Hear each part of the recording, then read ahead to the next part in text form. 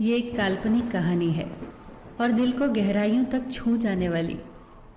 एक बार स्वर्ग में विचरण करते हुए कृष्ण और राधा एक दूसरे के सामने आ गए। विचलित से कृष्ण, प्रसन्नचित से राधा। कृष्ण सकपकाए, राधा मुस्कुराई।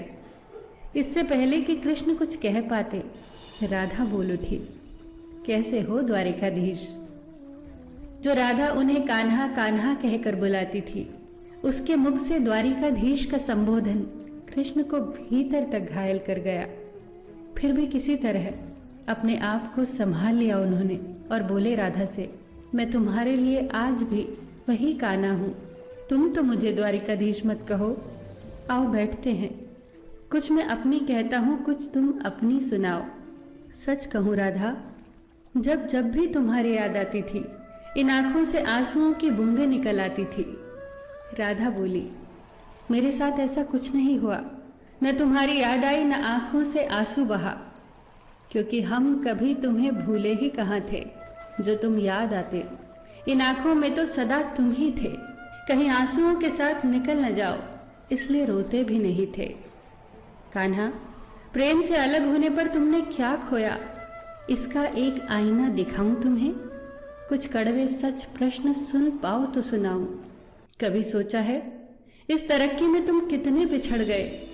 यमुना के मीठे पानी से जिंदगी की शुरुआत की और समुद्र के खारे पानी तक पहुंच गए। एक उंगली पर चलने वाले सुदर्शन चक्र पर भरोसा कर लिया और 10 उंगलियों पर चलने वाली बांसुरी को भूल गए।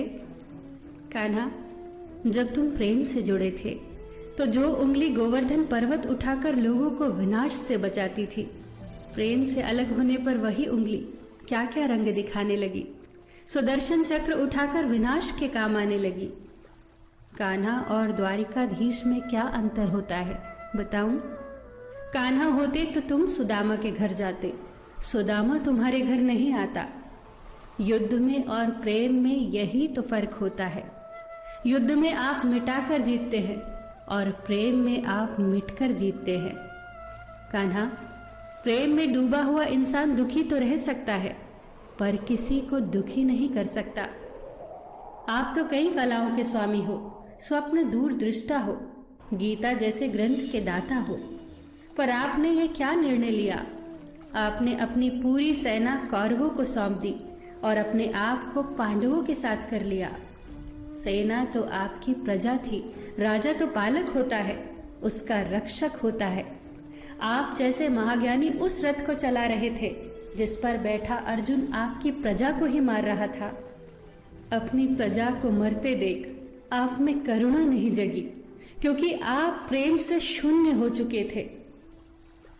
आज भी धरती पर जाकर देखो, आपकी द्वारिकाधीश वाली छवि को ढूंढते रह जाओगे। हर जगह, हर मंदिर में मेरे ही साथ खड़े नजर आओगे। मैं जानती हूँ कान्हा, लोग गीता के ज्ञान की बात करते हैं, उसके महत्व की बात करते हैं, पर धरती के लोग युद्ध वाले द्वारिकाधीश पर नहीं, प्रेम वाले कान्हा पर भरोसा करते हैं। गीता में मेरा दूर दूर तक नाम नहीं है, पर आज भी लोग उसके समापन पर राधे राधे कहते हैं। ये कहानी काल्पनिक जरूर है, पर इसके भीतर छिपी सीख बहुत महत्वपूर्ण है। श्री कृष्ण के पास कभी किसी प्रश्न का उत्तर ना हो, ऐसा तो हो ही नहीं सकता, परंतु राधा द्वारा लगाए गए प्रश्न चिन्हों पर कान्हा मौन रहे। यही तो है प्रेम में समर्पण का भाव। पराक्रम में हमें हर किसी को हराना होता है, तब भी हम जीत कर भी हार जाते हैं, परंतु प्रेम में एक ही कईयों का दिल जीत लेता है। सही कहा है कि छोटी सी उंगली पर पूरा गोवर्धन पर्वत उठाने वाले भगवान श्री कृष्ण